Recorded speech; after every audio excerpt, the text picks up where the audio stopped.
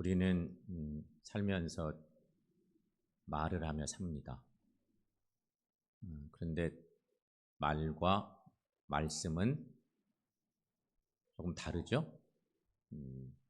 말은 좀 느낌적으로 볼 때 말은 흔히 하는 말, 이런 말을 말이라고 하는 것 같고, 그 말을 높임말로 쓸 때는 말씀이라고 쓰기도 하고요.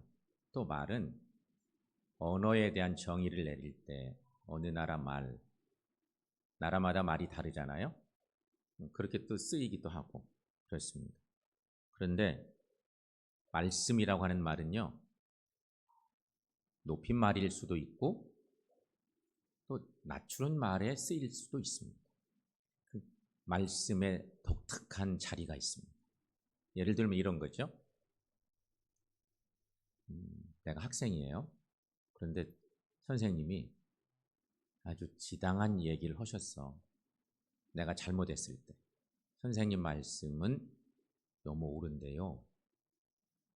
그런데 제가 드릴 말씀이 있어요. 그럴 때 만약에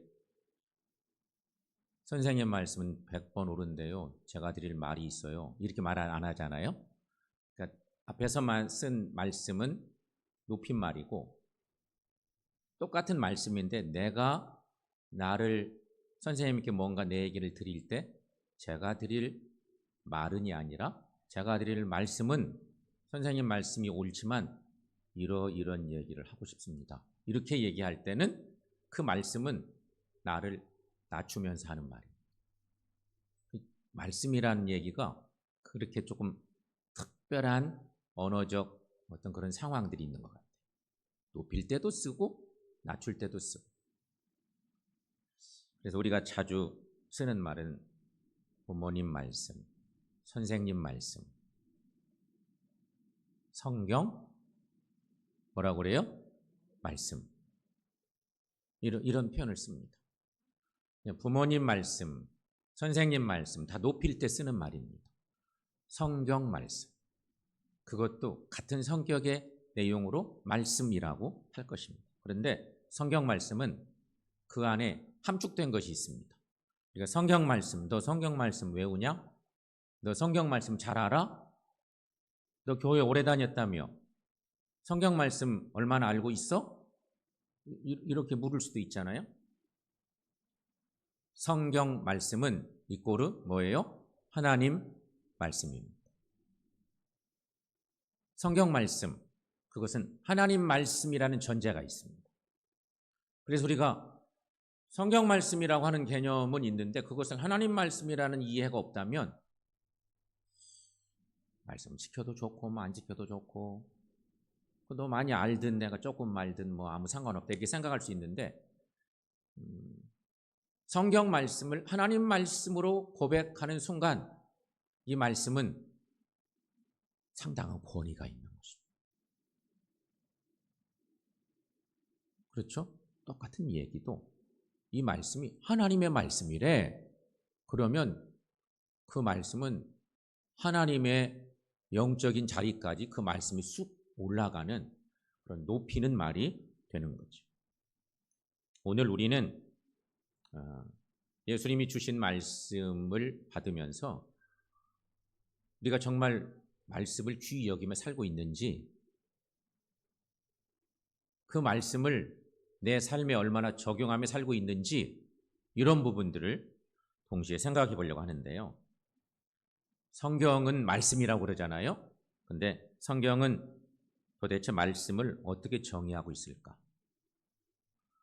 성경이 밝히는 말씀의 핵심은 뭘까? 우리가 다 아는 것들인데 성경 말씀을 말씀의 권위가 있으니까 하나님의 말씀이니까 성경은 뭐라고 증거하고 있을까?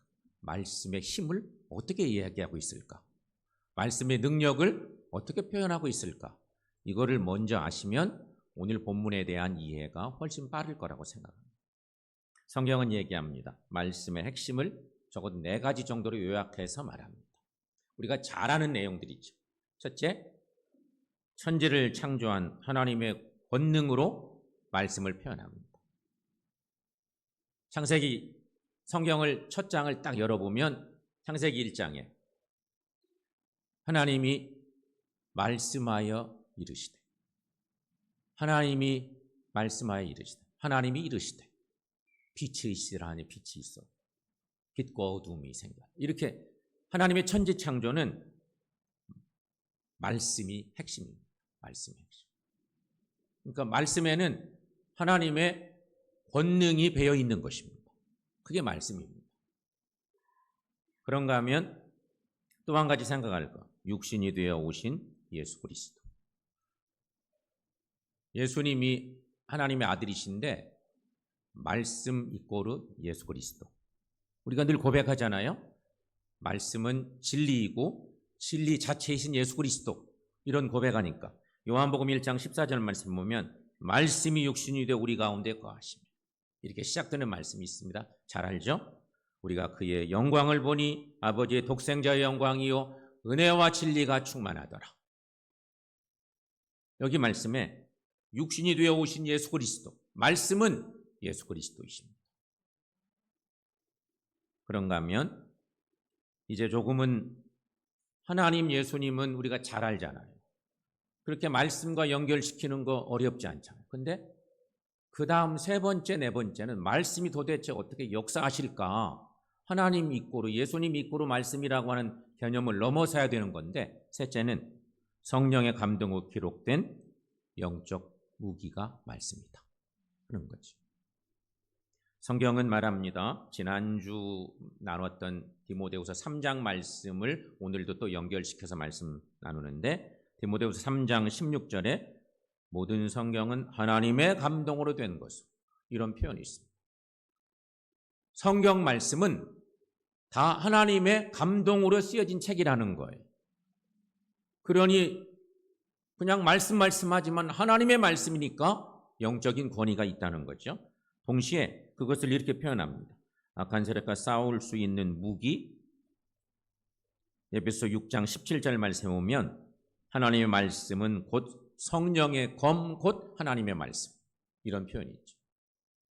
하나님의 사람들은 영적으로 무장하고 살아야 돼. 영적 전쟁을 위해서. 근데 그때 필요한 거 성령의 검, 곧 하나님의 말씀. 성령과 하나님을 연결시키는 그런 내용이 같죠. 그런가 하면 마지막 네 번째는 믿음과 삶을 변화시키는 절대적 기준이 하나님의 말씀이다. 말씀 앞에, 하나님의 말씀의 권위 앞에 우리가 얼마나 순종하고 사는지, 이런 부분들이 우리에게 필요한 거라.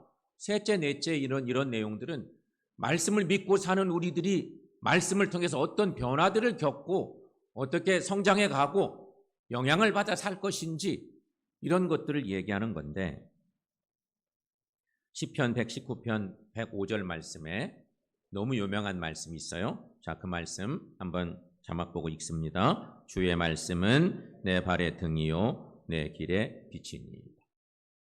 아멘.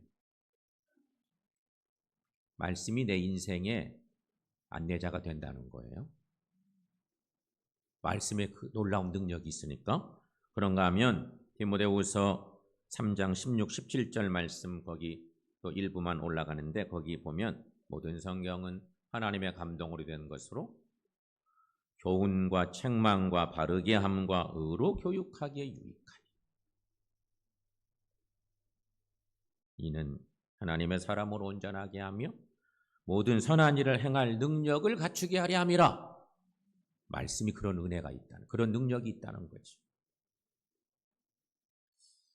여러분은 말씀을 얼마나 가까이 하십니까? 말씀에 이런 놀라운 능력이 있는 것을 성서가 증거하는데, 우리는 그렇게 말씀의 은혜 안에, 영향권 안에 그렇게 영적으로 귀한 자양분을 먹고 그 능력을 힘입어서 살아가고 있는지 우리를 돌아보니, 말씀이 이런 놀라운 파워가 있다는, 하나님이시고 예수 그리스도이시고 성령님이시고 우리 믿음과 삶을 변화시키는 절대 기준이 말씀이라는데, 말씀에 은혜를 입어서 주님이 원하시는 대로 변화받아 살아가는 우리 되시기를 축원합니다. 자, 그렇다면 여러분 이제 이런 정의를 좀 내려보고 오늘 중요한 본문 상황을 좀 보려고 합니다.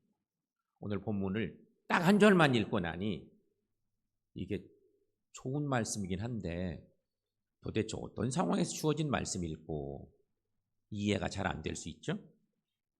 오늘 본문은 짤막한 두 구절로서 복 있는 자라는 성경의 작은 제목이 하나 붙어 있습니다.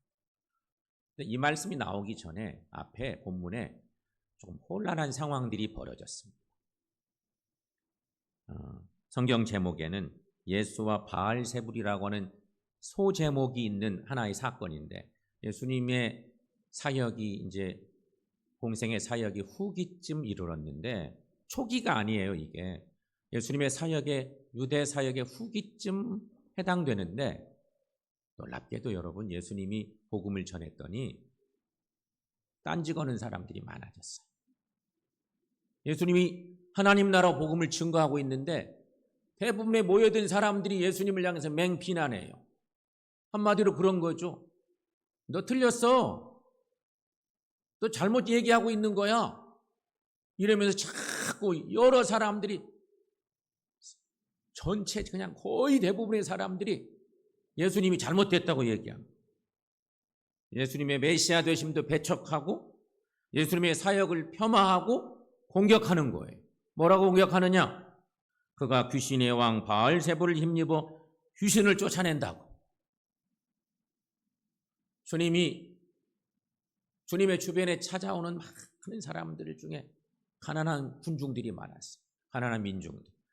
몸이 아파도 의사 찾아갈 수가 없어요. 돈이 없으니까 의사를 찾아갈 수가 없어요. 돈이 있어야 의사를 만나지. 그러니까 병원에 갈 수가 없는데 소문에 예수님 만나면 병 낫는데 예수님이 많은 병자들 고쳐준대 이런 소식이 들리니까 정말 많은 군중들이 예수님께 몰려왔어요. 그런데 거기 모여든 사람들 중에 예수를 배척하는 사람들 대부분은 귀신 들렸다. 귀신의 왕 바알세불의 힘을 입어서 귀신 쫓아내고 병 고쳐준다고 뭐 이런 소문이 막 난 거예요. 한마디로 예수님 사역에 부정적으로 막 쫓치고 있는 사람들이 거의 대부분이에요. 다 그런 분위기로 막 나가. 예수님이 그래서 비유를 말씀하셨죠. 그리고 났더니 대부분 전부 다 예수님을 공격하고 잘못됐다고 비난하는데 이름 없는 한 여인이 아니라고. 예수님 너무너무 귀한 분이라고. 그러면서 얘기하는 거예요. 다 막 아니라고 예수님 공격하는데 한 여인만 예수님을 찬양해요. 뭐라고 찬양하느냐? 누가복음 11장 27절 말씀. 자, 여러분 그 자막을 보고 한번 읽어보겠습니다. 무리 중에서 한 여자가 음성을 높여 이르되 당신을 뵌 태와 당신을 먹인 젖이 복이 있나요? 사람들이 전부 다 막 예수님 좋다고 환영하고 그럴 때 같으면 이런 말씀이 별로 의미가 없죠. 근데 전부 다 예수님을 대적하고 틀렸다고 얘기하고 맹공격하는데 비난하는데 이 여인이 이렇게 얘기를 한 거예요. 여러분 이 말씀은 한마디로 이 문자적 의미는 당신 낳은 어머니 참 대단하요. 마리아에 대한 일종의 찬양이죠. 근데 근본적으로는 당신을 낳고 당신을 먹인 어머니도 귀한데 그렇게 자라난 당신 진짜 훌륭하요. 이렇게 얘기하는 거예요. 내가 보니 예수님 당신 너무 귀한 분입니다. 환영합니다. 뭐 이런 얘기를 하는 거죠. 다 욕하고 다 비난하는데 놀랍게도 이 여인이 예수님을 그렇게 높이고 있는 거예요. 당신 어머니도 복되고 예수님 당신도 너무 복된 사람입니다. 이렇게 찬양하고 있는 거예요. 그러니까 예수님이 다른 사람들 다 공격하고 막 그러는데 한 여인에게 존중을 받은 거예요. 당신 너무 소중한 존재라고 존중을 받았어요. 기분 좋죠. 너만 나를 아는구나. 뭐 이런 상황 아니겠어요? 근데 예수님이 그때 그 여인의 그 얘기를 듣고 그 말씀을 조정해 주지. 바꿔주는 거예요. 그대로 놔둬도 상관없는 진리이겠지만 주님이 그 시선을 친절히 그리고 정확히 돌려 세워줍니다. 그 여인의 그 하나님을 높이는, 당신을 높이는 그 얘기를 듣고 예수님이 약간 교정을 해주는 거죠. 그 얘기가 오늘 본문의 말씀입니다. 오늘 본문 28절 말씀인데, 자 여러분 거기 한번 읽어봅니다. 예수께서 이르시되 오히려 하나님의 말씀을 듣고 지키는 자가 복이 있느니라 하시니라. 아멘. 오히려, 그런 표현이 소중하다.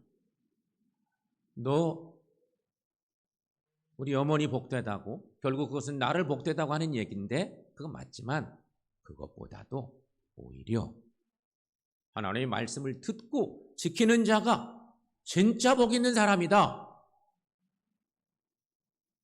아멘이죠, 여러분? 놀라운 얘기. 예수님이 이것을 교정시켜 주셔서 그래서 정말 복 있는 삶이 뭔지를 얘기하는 거죠. 그렇다면 여러분 여기 두 가지를 좀 생각해 볼 텐데, 첫째는 주님이 말씀하셨어요. 말씀을 듣는 자가 복이 있다 얘기하십니다. 여기 듣다라고 하는 말은 헬라어로 아코온테스라고 하는 말인데 단순히 그냥 듣는 정도가 아니에요. 여러분 예배 자리에 와도 자리에 오긴 왔는데 오늘은 내가 몸도 피곤하고 너무너무 마음도 상하고 그래서 말씀을 들을 마음이 없어. 그래, 눈 감고 있고. 눈을 감았다고 하는 것은요, 대부분 마음도 닫았다는 얘기예요. 예배 자리에 와서 고개를 숙이고 있다거나 말씀 듣는 시간에 눈을 감고 있다거나, 잘 듣기 위해서 눈을 감겠어요? 그거는 좀 핑계고, 대부분의 경우는 나 오늘 속상한데 마음도 꾸리꾸리한데 말씀 들을 기분이 아니에요. 그래서 귀를 닫은 거죠. 근데 여기서 듣다고 하는 말은 단순히 듣는 정도가 아니라 하나님의 말씀을 소중히 여기고 순종하고자 하는 마음으로 몰두해서 듣는다는 그런 뜻이에요. 그러니까 말씀을 들음으로 마음이 열리고 영혼이 깨어나며 하나님의 권위 앞에 삶이 기울어지는 것을 말하는 거예요. 따라서 여러분, 참으로 하나님의 말씀을 청종하게 될 때 내 안에 주권이 바뀌는 것입니다. 이런 은혜가 있기를 축원합니다. 말씀은 그런 거예요. 하나님의 말씀은 내가 귀 기울여서 마음을 집중해서 들을 때 내 마음에, 내 삶의 주권이 바뀐다는 거죠. 그리고 하나님의 말씀을 잘 듣게 되면 주권이 바뀌는 거니까 내 삶의 왕자에 앉아있던 내가 내려오게 되고 하나님이 말씀으로 다스리시는 통치가 시작되는 거, 그것을 얘기해요. 그림 하나 올려줄래요? 저 그림은 사형리 책자에 있는 유명한 얘기입니다. 신앙인들이 저 두 가지 모습을 가지고 있다는 거예요. 나 예수 믿어요. 예배도 드리고요. 말씀 듣죠? 그런데 한 사람은 내가 나의 주인인 사람이에요. 예수님 믿는다고 하지만 내 마음의 주인이 나야. 그래서 예수님 문 밖에 있어. 예수님 내 마음 밖에 있는 거예요. 그런데 예수님을 제대로 믿는 예수 그리스도가 나의 주인인 사람, 마음의 왕자에 예수님을 딱 앉혀놓고 나는 예수님을 수종들고 있어. 그런 사람은 마음이 평안해요. 일사불란하고. 그런데 그렇지 않은 예수님이 내 마음 밖에 있는 사람은 마음이 늘 심란해요. 그 점이 막 이상하잖아요. 그렇다고 하는 것이. 사랑하는 여러분, 그러므로 말씀을 듣는 자에게 복이 있습니다. 말씀을 귀히 여기고 그 말씀으로 변화받아 살아가는 우리가 되시기를 축원합니다. 두 번째는 주님이 말씀합니다. 말씀을 지키는 자가 복이 있다. 이렇게 말씀합니다. 말씀을 지키는 자. 여러분, 말씀을 듣고 감동하는 것만으로는 복의 결실이 없습니다. 늘 말씀 듣고 말씀에 은혜 받았어. 말씀 듣고 은혜 받아. 많이 깨닫고 또 알게 됐어. 근데 그걸로는 결실이 어렵다는 거죠. 그래서 여기서 말씀을 지키는 자는 복되다고 말씀하시는 거예요. 여기 지키는 이라고 하는 번역된 헬라어 필라손테스는 지키다, 보호하다는 뜻이고 철저히 순종하는 것을 의미하는 말이에요. 철저히 말씀 앞에 순종하는 것. 그러므로 여러분, 오늘 본문이 증거하는 참된 복은 육적 혈통이나 인간관계에서 비롯된 것이 아니라 하나님의 말씀을 듣고 말씀대로 행하는 데에 있다는 것이죠. 그러므로 말씀은 우리에게 손님이 아니라 주인입니다.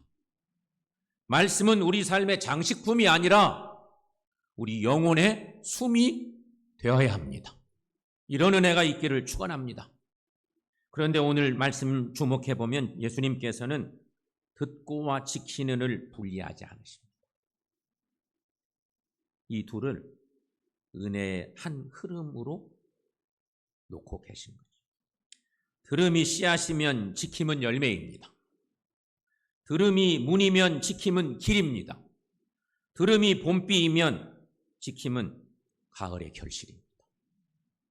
그러므로 여러분, 말씀을 지키는 자가 누리는 복은 반석 위에 세워진 집과 같다는 것이죠. 예수님은 그 유명한 산상수훈 말씀을 쫙 전하시다가 예수님의 깊은 영적 사상이 그대로 녹아있는 최고의 말씀이 산상수훈이니까 우리가 복음서를 읽다가 다 못 읽으면 마태복음 5장, 6장, 7장을 자꾸 읽는다면 예수님의 그 사상을 저절로 영향받을 텐데 주님이 주옥 같은 설교를 하시다가 마지막에 결론 부분에 하신 말씀, 그 긍정적 의미의 말씀을 하실 때 마태복음 7장 24, 5절에서 이렇게 말씀하시죠. 좀 길죠? 함께 읽어봅니다. 그러므로 누구든지 나의 이 말을 듣고 행하는 자는 그 집을 반석 위에 지은 지혜로운 사람 같으리니 비가 내리고 창수가 나고 바람이 불어 그 집에 부딪히되 무너지지 아니하나니 이는 주초를 반석 위에 놓은 까닭. 말씀을 듣고 잘 지키는 우리가 되어서 반석 위에 집을 짓는 신실한 주의 자녀들이 되시기를 축원합니다. 자, 그렇다면 이제 말씀을 듣고 지키는 자는 어떻게 될까? 몇 가지만 생각해 보겠습니다. 말씀을 듣고 잘 지키는 자 어떻게 될까? 어떻게 변화될까? 어떤 삶을 살까? 첫째, 말씀을 사랑하게 됩니다. 말씀을 사랑합니다. 여러분, 의무로는 오래 못 갑니다. 내가 갑자기 하나님 사랑하지도 않는데 갑자기 사명을 받았네? 의무를 가지고는요 1년 못 갑니다. 제대로 못합니다. 그 사명 감당할 수가 없습니다. 사랑이 있어야 지속됩니다. 그리고 그 사랑은 성령께서 우리 마음에 하나님의 사랑을 부어주실 때 무럭무럭 자라나게 되어 있습니다. 그러니 여러분, 말씀을 듣고 지키면 말씀을 사랑하게 되어 있습니다. 두 번째, 말씀을 기억하게 되어 있습니다. 말씀은 듣는 순간만이 아니라 기억 속에서 삶이 됩니다. 묵상하는 거죠, 그것이 결국. 그래서 그는 반복하여 읽고 되새기고 마음에 저장합니다. 이렇게 되면 영혼이 살찌워지며 영적으로 건강한 삶을 살게 되는 것입니다. 이런 복이 있기를 축원합니다. 세 번째, 말씀 앞에 회개합니다. 회개는 절망의 증거가 아니라 생명의 증거입니다. 죽은 영혼은 죄를 합리화하지만 말씀을 지킴으로 산 영혼은 죄를 슬퍼하고 하나님께 돌아옵니다. 그래서 하나님의 마음을 가지고 살게 되어 있습니다. 하나님의 마음으로 살려면 자주 회개해야 돼요. 그것이 죄 씻음의 은혜인 거예요. 죄 사함의 은혜를 받았는데 죄 씻음의 은혜를 받으려면 말씀을 가까이 하고 듣고 지키는 삶을 살 때 이런 은혜를, 회개의 은혜도 입게 되는 거죠. 네 번째는 하나님이 그렇게도 원하시는 공동체 안에서 걷는 삶을 산다는 것입니다. 홀로서는 순종이 쉽지 않습니다. 혼자 걸으면서 순종하는 거 쉽지 않습니다. 그러나 교회는 말씀을 함께 듣고 함께 지키도록 부름받은 언약의 공동체이죠. 교회가 그런 것입니다. 근데 우리는 교회를 알다가도 모를 때가 있고요. 내 방식대로 신앙생활 하는 그런 경우들도 많고, 그러다가 시험에 들기도 하고 그런 건데, 여러분, 교회는요, 말씀을 함께 듣고 함께 지키도록 부름받은 언약의 공동체예요. 우리가 하나님의 말씀을 듣고 지키며 살기 때문에 서로 권면할 수 있고 서로 기도할 수 있고 서로 손을 잡아주게 되어 있는 것이에요. 이렇게 공동체 안에 걷기 때문에 믿음의 순종은 더 견고하게 된다는 것입니다. 말씀을 듣고 지키며 살 때 이런 복을 받게 되는 것이에요. 이런 은혜가 우리 믿음의 공동체 안에 임할 수 있기를 축원합니다. 사랑하는 성도 여러분, 주님의 말씀은 우리에게 복의 문을 열어주는 것입니다. 복은 멀리 있지 않습니다. 복은 하나님께서 정하신 길 위에 있습니다. 주님이 말씀하셨어요. 이 축복의 길은 말씀을 듣고 지키는 길이라. 그것이 아주 귀한 복이라. 주님은 이렇게 말씀하고 계십니다. 사랑하는 성도 여러분, 우리 예수님의 말씀을 기억하며 사십시다. 하나님의 말씀을 듣고 지키는 자가 복이 있느니라. 주님이 주신 말씀. 당신 너무 복 있는 분이에요. 당신의 어머니가 너무 복 있는 분 같아요. 어떤 여인이 막 찬양하고 높일 때 그것보다 오히려 하나님의 말씀을 듣고 지키는 자가 복이 있느니라. 주님이 이렇게 말씀하신 거예요. 중요한 건 여러분, 하나님의 말씀을 온전히 들으시길 바랍니다. 그리고 말씀을 지키세요. 말씀을 지키세요. 거기에 생명이 있어요. 듣고 그대로 행하는 거죠. 그러면 놀라운 복이 있다고 하는 것입니다. 그러므로 여러분, 하나님의 말씀을 잘 듣고 말씀대로 지키는 삶을 사셔서 주님 약속대로 우리 영혼이 잘 되고 범사가 잘 되는 그런 복 있는 주의 자녀들 다 되시기를 축원합니다. 기도하겠습니다. 하나님,